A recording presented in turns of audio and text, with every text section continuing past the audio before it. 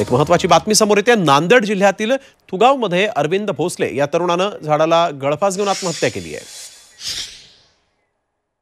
तर यावेळी एक महत्त्वाची बातमी समोर येते।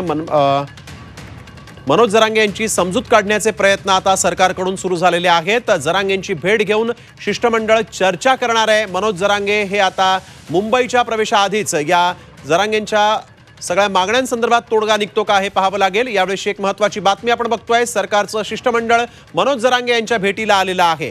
मनोज जरांगे यांची समजूत काढण्याचे प्रयत्न देखील सुरू आहेत। कपिल राऊत आमचे प्रतिनिधी आपल्या सोबत फोन लाईनवरून जोडले गेलेले आहेत। कपिल, काय अधिकची माहिती? मनोज जरांगेंच्या भेटीसाठी आता पुन्हा एकदा शिष्टमंडळ आल्याचं कळत आहे। नक्कीच सामाजिक न्यायमंत्रींचे सचिव सुमंत डांगे आणि त्यांची पूर्ण टीम, महत्वाचे एक्सपर्ट जे अधिकारी आहेत त्यांची पूर्ण टीम आता जरांगेच्या भेटीला निघालेली आहेत। ते ऑन द वे आहेत आणि खालापूर या भागामध्ये जरांगेची त्यांची भेट होऊ शकते।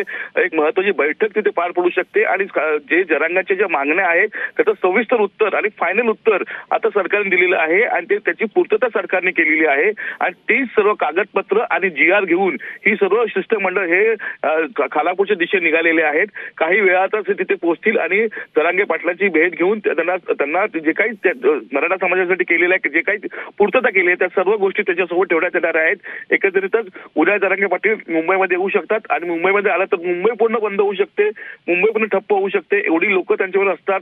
त्यामुळे एकंदरीतच मुंबईमध्ये जरांगे पाटलांची पूर्ण जी टीम आहे ती न येता त्यांची समजूत करण्याचा प्रयत्न सरकारकडून केला जातो आहे। मुख्यमंत्र्यांनी काही वेळापूर्वीच वर्षावरनं या सर्व अधिकाऱ्यांना द्वारे सर्व इन्स्ट्रक्शन दिलेले आहेत, सर्व सूचना दिलेल्या आहेत आणि या सूचना आणि जी काही माहिती आहे ती घेऊन आता हे शिष्टमंडळ जरांगे पाटलांच्या भेटीला निघालेले आहेत। बिलकुल, धन्यवाद कपिल आपण दिलेल्या सविस्तर माहितीसाठी।